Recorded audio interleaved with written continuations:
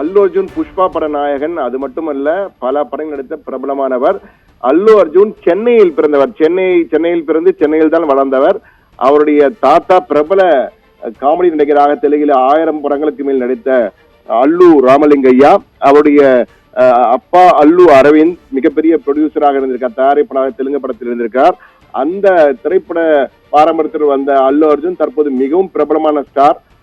Stylish star என்றும் அவரை அழைக்கிறார்கள், ஐகான் ஸ்டார் என்றும் அவரை அழைக்கிறார்கள். எனவே ஸ்டைலிஷ் ஸ்டார் என்ற பெயரில் தெலுங்கு ரசிகர்களால் கொண்டாடப்படும் அல்லு அர்ஜுன் கைது தற்போது தெலுங்கு திரையுலகம் மட்டுமல்ல, தெலுங்கு பேசும் 2 மாநிலங்கள் தெலங்கானா மற்றும் ஆந்திர பிரதேசம் 2 இடங்களிலும் பெரும் அதிர்வலைகளை ஏற்படுத்துகின்றதான் கூற வேண்டும்.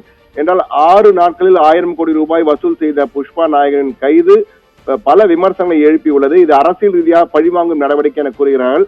தற்போது 14 நாட்கள் சிறையில் அடைக்கப்படுவதற்காக நாம்பள்ளி கீழமை நீதிமன்றம் தற்போது உத்தரவு பிறப்பித்து அவர் சிறையில் அடைப்பதற்காக அவர் அழைத்து சென்று கொண்டிருக்கிறார். இந்த நிலையில் அவர் உடனடியாக அவசர மனுவாக விசாரிக்க வேண்டும் என ஆந்திர உயர் நீதிமன்றத்திலே இந்த வழக்கினை தொடுத்திருக்கிறார்கள். தற்போது ஆந்திர உயர் நீதிமன்றம் அல்லு அர்ஜுன் இந்த தெலுங்கு திரையிடலின் போது ஏற்பட்ட நெரிசலுக்கும் அல்லு அர்ஜுனுடைய ஸ்பெசிபிக் ரோல் என்ன என்று நீதிபதி தற்போது கேள்வியை எழுப்பியிருக்கிறார்.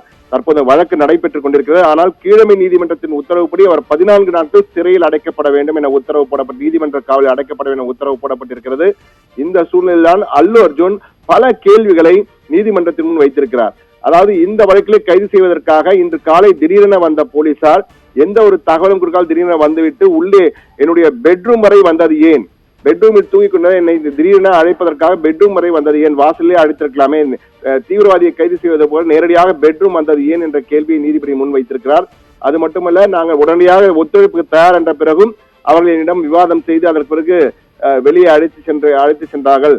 பெட்ரூம் வரை வந்து கைது செய்யும் அளவுக்கு நான் என்ன தவறு செய்துவிட்டேன் என்ற வகையில் அவர் தன்னுடைய வாதத்தை முன்வைத்திருக்கிறார். அது மட்டுமல்ல, உயிரிழந்த அந்த பெண்ணுக்காக நிதி வழங்கியிருக்கிறோம். அதே போன்று அந்த உயிரிழப்புக்கும் தமக்கும் சம்பந்தம் இல்லை. அந்த இடத்திற்கு நான் சென்ற பொழுது நாங்கள் ஏற்கனவே அந்த சந்தியா திரையரங்கின் உரிமையாளர் கூடுதல் போலீஸ் பாதுகாப்பு வேண்டும், அல்லு அர்ஜுன் திரையிடலுக்கு வர இந்த சிறப்பு திரையிடலுக்கு வரப்போகிறார், கூடுதல் போலீஸ் பாதுகாப்பு வேண்டும் என எனக்கு கோரிக்கை வைத்திருந்தார்கள். ஆனால் அந்த கோரிக்கையை போலீசார் ஏற்று கூடுதல் போலீஸ் பாதுகாப்பு வழங்கவில்லை என்று அல்லு அர்ஜுன் சார்பிலே குற்றம் சாட்டப்பட்டது. ஆனால் இது தொடர்பாக ரேவந்த் ரெட்டி, தெலுங்கானா முதலமைச்சர் ரேவந்த் ரெட்டியிடம் நாம் பேசிய பொழுது நம்முடைய கேள்விக்கு ரேவந்த் ரெட்டி ஒற்றை வரியிலே பதிலளித்திருக்கிறார். அதாவது சட்டம் தன் கடமை செய்யும், இந்த வழக்கில் நாங்கள் எந்த தலையீடும் இல்லை, இதற்கும் எங்களுக்கும் சம்பந்தம் இல்லை, சட்டம் தன் கடமையை செய்கிறது. எஃப்ஐஆரில் என்ன வழக்கு பதிவு செய்யப்பட்டிருக்கிறோ அந்த முதல் தகவல் அறிக்கைக்கு ஏற்ப தற்போது நடவடிக்கை எடுக்கப்படுகிறது என்று அந்த பதிலை முடித்துக் கொண்டார். எனவே சத்தியம் தொலைக்காட்சிக்கு ரேவந்த் ரெட்டி, தெலுங்கானா முதலமைச்சர் ரேவந்த் ரெட்டி கொடுத்த பேட்டியை பார்த்த பிறகும் தற்போது அதுக்கு அடுத்தபடியாக பவன் கல்யாண், ஆந்திராவின் துணை முதலமைச்சரான பவன் கல்யாண் தற்போது அதிரடியாக அவரோடு அறிக்கையை வெளியிட்டிருக்கிறார்.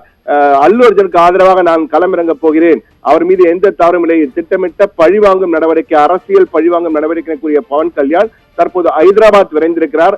ஹைதராபாத்துக்கு சென்று அல்லு அர்ஜுனுக்கு ஆதரவாக களமிறங்க போகிறேன் அவர் கூறியிருப்பது பெரும் பரபரப்பை ஏற்படுத்தியிருக்கிறது. எனவே ஹைதராபாத் நகரமே தற்போது பரபரப்பை தொட்டுக் கொண்டிருக்கிறது என்றுதான் கூற வேண்டும். என்றால் பவன் கல்யாண் வரும்போது ஆந்திராவை சேர்ந்த துணை முதலமைச்சர் அவர் வரப்போகிறார். அது மட்டுமல்ல, தெலுங்கு திரையின் பல முன்னணி நாயகர்கள் எல்லாம் அல்லு அர்ஜுனுக்கு ஆதரவாக குரல் கொடுத்துக் கொண்டிருக்கிறார்கள்.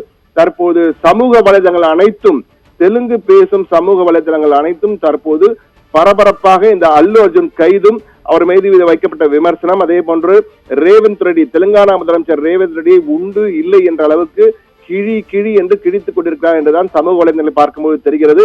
ஆனால் எது எப்படி இருந்தாலும் சிறையில் அடைக்கப்பட வேண்டும் என கீழமை நீதிமன்றம் உத்தரவு போட்டிருக்கிறது. சிறைக்கு அவர் கொண்டு செல்லப்பட்டுக் கொண்டிருக்கிறார். ஆனால் உயர் நீதிமன்றம் இந்த கைதுக்கு சிறையில் அடைப்பதற்கு தடை விதிக்குமா இல்லையா, ஜாமீன் வழங்குமா இல்லையா என்பதுதான் தற்போது மிகப்பெரிய கேள்வியாக எழுந்திருக்கிறது. ஆபிரகாம், தகவலுக்கு நன்றி சண்முக சுந்தரம்.